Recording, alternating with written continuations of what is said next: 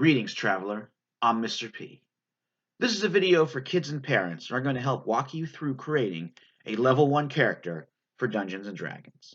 It's a little tricky, it's a bit of a learning curve, and I don't think I could have done it if I didn't have someone else to walk me through it.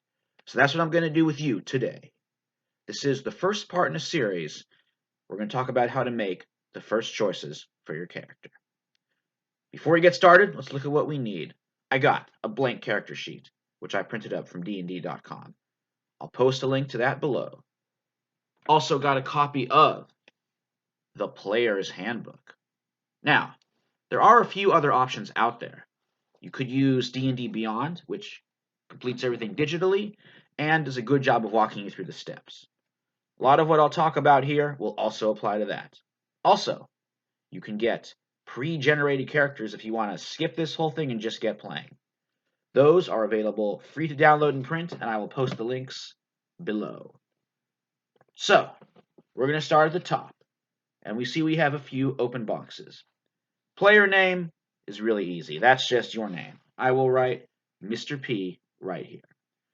Next up is your character name. That can be a little tricky. Then we got race. Above that, class and level, and background, which we'll talk about today. There's also alignment. Alignment, it's not necessary to play, and that might be a whole other video. For right now, we have two big choices. What is this character's race, or the species, and what's the class? Now, for the race, Player's Handbook has several options. These are your standard fantasy groups with a few variations. You got dwarves. They like to mine. They like axes. Elves. They're in the forest. Sometimes they're underground. Humans. They're humans, just like you and me. Humans might not seem that exciting, but it can be fun to be a normal person in a crazy fantasy world. My cousin always plays human, no matter what. Then you got halflings. They're inspired by hobbits. If you've seen Lord of the Rings, you know what halflings are. And gnomes, like those little guys on the lawn with the pointy hats. Next, you have half-elves, part elf, part human, and half-orcs. Half-orc, half-human. Dragonborn, very popular because they're dragon people. Finally, you have tieflings. These are people who had an ancestor that made a demonic deal which bewitched their bloodline, and they're born with horns and tails and so on. But they are not evil. I just want to make that clear. None of these races have to be good or evil. Just like humans, some are good, some are bad. Oh, and there are other options out there. Volo's Guide to Monsters, this expansion book right here, has options to be a raven person called a Kenku, or a cat person called a Tabaxi. And if you get the other expansion book, Eberron, Rising from the Last War, you could be a fantasy robot called a Warforged, like right here on the cover, or a shapeshifter. You could also make your own. There's a student at Courtyard whose name starts with an A, and for his race, he went with cat. First, I wasn't sure it would work, but he pulled it off. As long as you get the numbers right, don't make the numbers too big or too little, it will all work out. But for this, I'm going to stick with the basics. So for mine, I'm going to go with a gnome. Never tried gnome before, and it sounds kind of cool. Now, in the section about gnomes, there's two different types, or sub-races of gnome. Some races have this, some races don't. For my choice, I'm going to go with forest gnome, because I want my character to be a friend to the animals. I want birds fluttering around him as he frolics through the woods. So, I will mark that.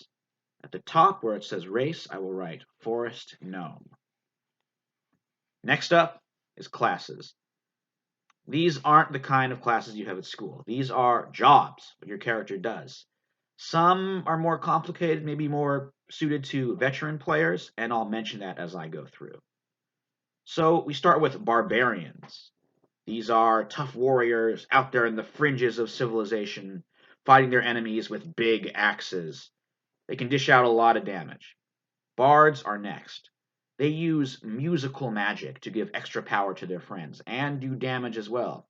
You ever want to play a magical guitar? Go with bards. After that, you have clerics. They have a lot of healing power and holy magic. They can be a little complicated as well. Lots of stuff to manage. Druids are about nature magic, and they can shapeshift into different animals. That's very cool. I know one courtyard student whose name starts with a J, who is able to avoid dangerous situations by turning into a bird. Fighters are a great choice for a beginner. You could be a deadly archer, or a knight in shining armor, or even a magic knight if you want. Monks use magical punches. They can be a little complicated, but punching out a dragon is a great feeling. Paladins are one that I'd recommend to a new player. They've got a little of everything. They can heal, they can fight, they can cast spells, and they can wear armor. Rangers are wilderness explorers with big bows. Some of them can even get pets. Always a popular choice. Rogues are stealthy, sneaky types, thieves and assassins. You always need somebody sneaky. Then you have the big three spellcasters. Sorcerers get magic from inside themselves. They can throw down some powerful magic, and they get these things called sorcery points to boost their spells, which make them a little complicated for a beginner. Next up is Warlock. They get their magic from a patron, a powerful god or monster. This is a good choice for beginning spellcasters, I think. Last are Wizards. They get their magic from books and scrolls and so on. Another solid choice. Again, there's nothing stopping you from creating your own class. I know a courtyard student whose name starts with an A that created characters who were like those from Stranger Things and The Dragon Prince, and he made it work. But we'll stick with the basics for this. So, what should my forest gnome be? I think I'll go with Rogue. That's what I want to try, and I like the idea of being a fast-talking little guy with a heart full of gold. So, I will mark that there where it says class and level. I will write Rogue 1. The next thing I have to pick is the background. This is what your character did before they became an adventurer. It's where they grew up, what their first job was, that kind of thing. You can play without a background if you're in a hurry, but it helps you get some more skills and adds a nice flavor. For this one, I was inspired by the third and fourth grade play of Oliver Twist, and I want my character to be a street orphan pickpocket.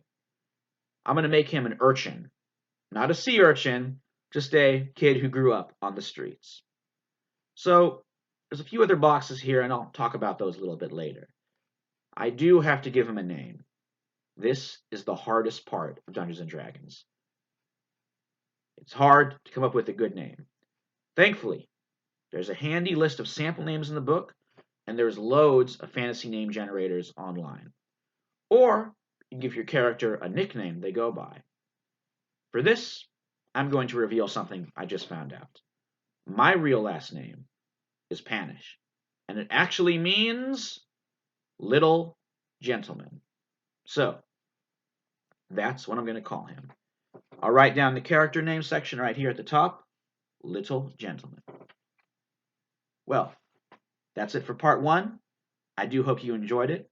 Next video, we'll be discussing the stats, and then I'll do one more on features and traits.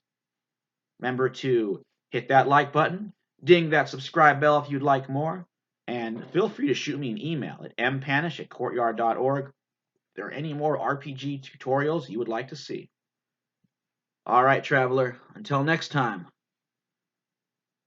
farewell.